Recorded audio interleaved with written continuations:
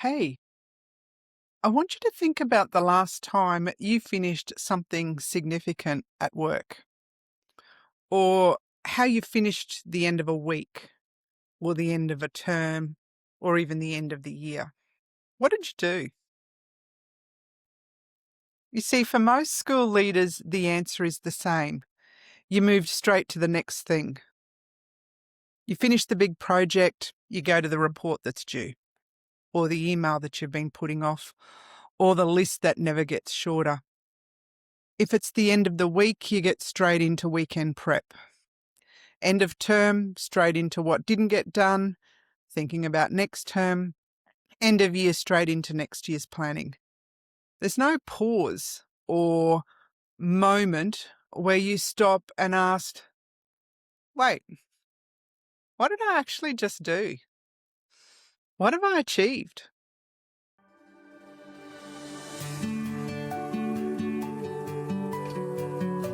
Welcome to Trailblazing Schools, the podcast for educational leaders at the intersection of leadership, complexity, and intelligent technology.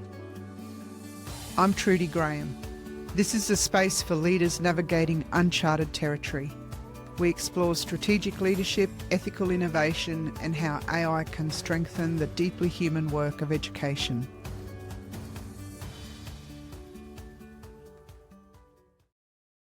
Today, I want to share a 10-minute activity you can use anytime.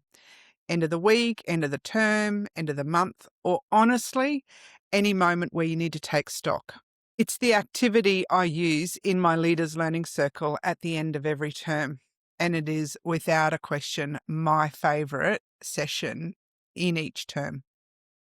Almost every single time, the leaders doing it surprise themselves. And it's not because they've forgotten what happened, but because they've never stopped long enough to see it. Here's the reason most leaders give for not doing this, and I want to address it head on. The reason and that I often hear is, I don't have time. There's too much to do. I finished one thing and I start the next. There's always more. And I understand that completely. I've lived it. I've watched hundreds of school leaders live it. The to-do list, it never hits zero. The inbox never clears. The work is never done. There is no end point. There is always, always more. But here's what the research tells us, and what I've seen confirmed again and again in the room with school leaders. The belief that you don't have time to pause is not a time management problem. It's a mindset, and it's costing you more than you realise. Harvard researchers Teresa Amabile and Stephen Kramer spent years studying what drives motivation and performance at work. And their findings were striking. The single biggest driver of a positive inner work life on any given day is making progress on meaningful work. It's not recognition from above. It's not big wins. It's progress, even small progress. They call it the progress principle. And yet, leaders are the least likely people in any organisation to notice their own progress. We are wired to see the gap between where we are and where we think we should be. We finish one thing and we're already measuring ourselves against the next. 10 minutes. That's all I'm asking, and I promise you it changes things. So let me show you what this looks like in practice. 2 teaching principals I work with, 2 different terms, the same pattern. The first one is from end of term 3 last year. Now in Queensland, term 3, it's a bit crazy. And I'm going to have a guess that it's probably like that for most states across Australia and even internationally. Term 3 is coming into spring, summer in Australia. And term 3, it just feels like the longest and the heaviest. I think it's because you've got to come back and do a whole other term yet before the summer break. And everyone arrives at the end of the term running on fumes. So this teaching principal came into our session tired and counting down the days. And as we worked through the end of term review, I give them a structured form, put on some music, and give them 10 minutes of quarantined time just to think. And she started listing what had happened. And her language kept minimising it. She'd say things like, just little things, just trying to get through, just keeping with that, just. She could see the list, but she couldn't feel the weight of it. And what was actually on that list? Well, she'd moved to a completely new school, a bigger, more complex role. She'd walked into a community fractured by financial mismanagement and conflict, and she'd calmed it.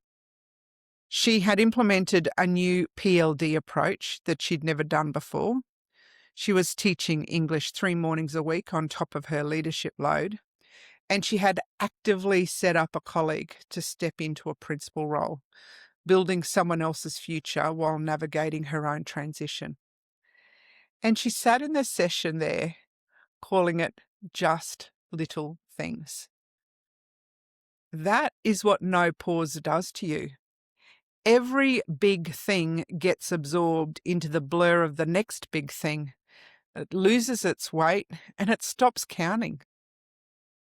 Now, the second story is from term 1 earlier this year. Different teaching principal. This one arrived at the session feeling unusually good. She almost apologised for it. She said, I'm feeling really good. It's a shock. I probably shouldn't say that in this job.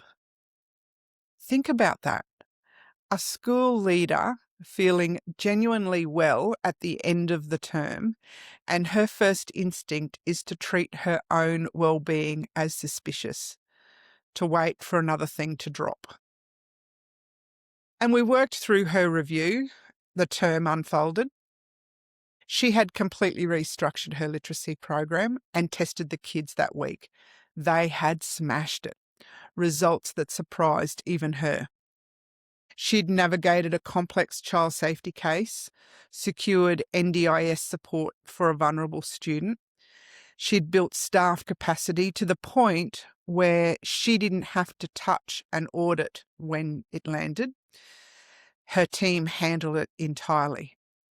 And she'd gone away for a weekend for the first time in years and not once thought about school.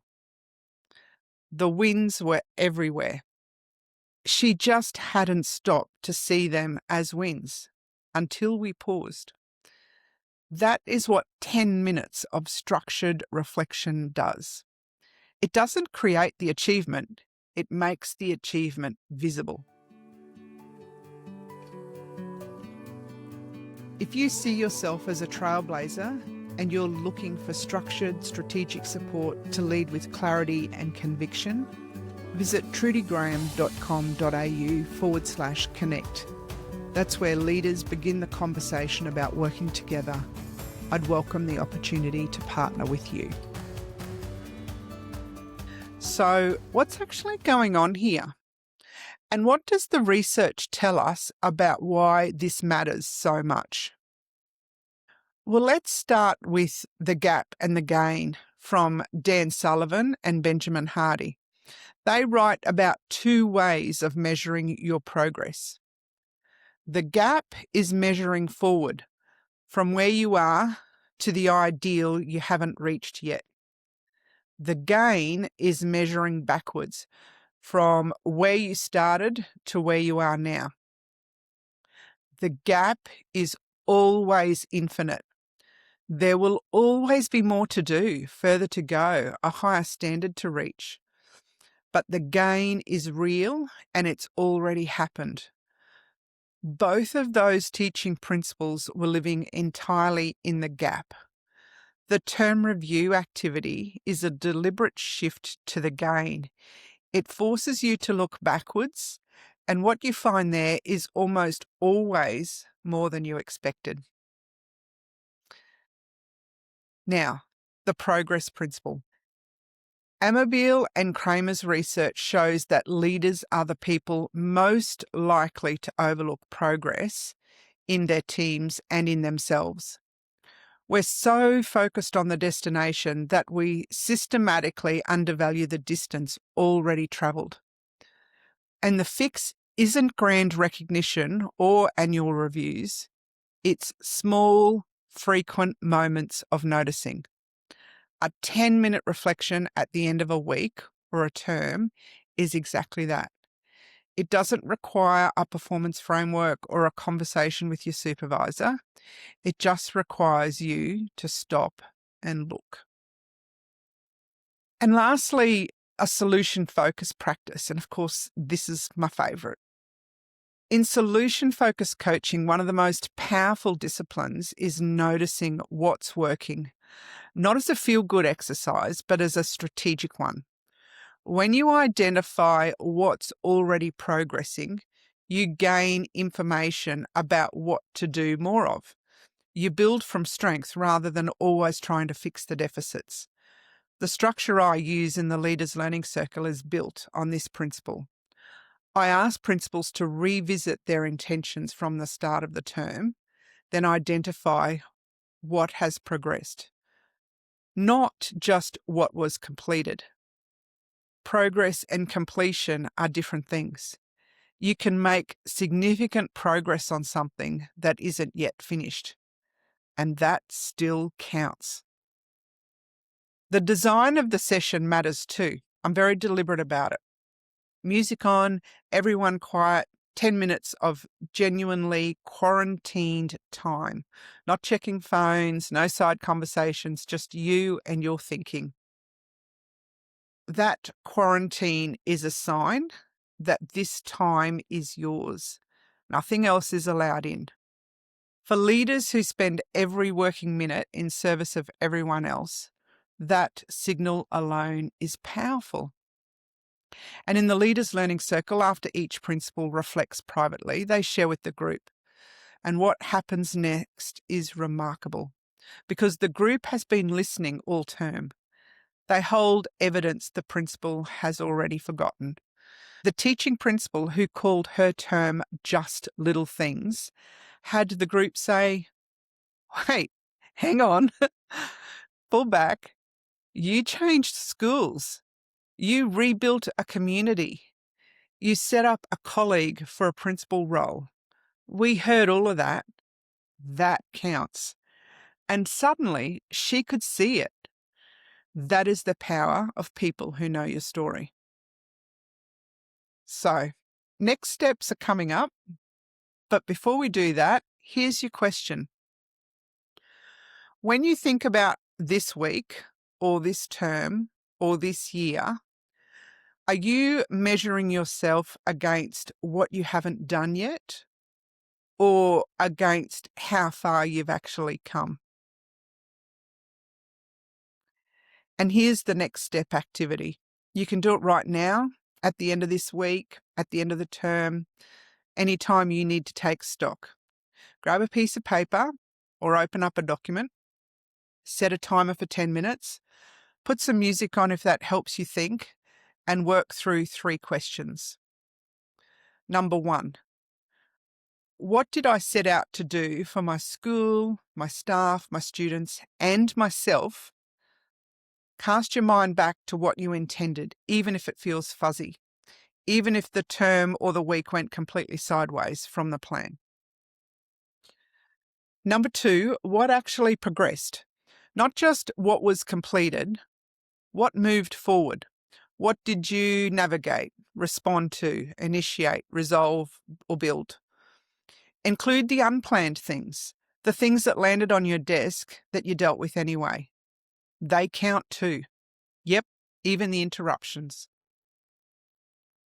And number 3, ask yourself, what am I celebrating?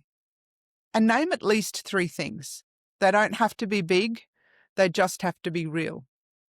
And say them out loud to someone, your partner, a colleague, a friend. Achievement that lives only in your head is half as powerful as achievement that's been spoken. That's it. 10 minutes, and it's so very powerful.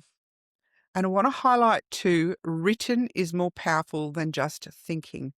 When you put pen to paper or type at the keyboard, it becomes more concrete. Do it at the end of this week. Do it at the end of every term. Build it into your rhythm, because what you notice, you build on, and what you never notice, you lose. So let's go back to where we started in this episode. The next time you finish something, a week, a term, a project, a hard conversation, and everything in you wants to move straight to the next thing, stop just for 10 minutes, not because you have the time, because you've earned it, and because the gain you've already made deserves to be seen. You have done more than you think.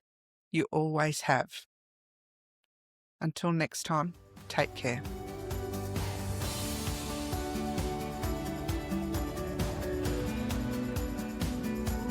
You've been listening to Trailblazing Schools with me, Trudy Graham. If this episode brought someone to mind, share it with them. You'll find further reflections, practical resources and leadership tools in the show notes. Until next time, lead with courage, seek clarity and keep trailblazing.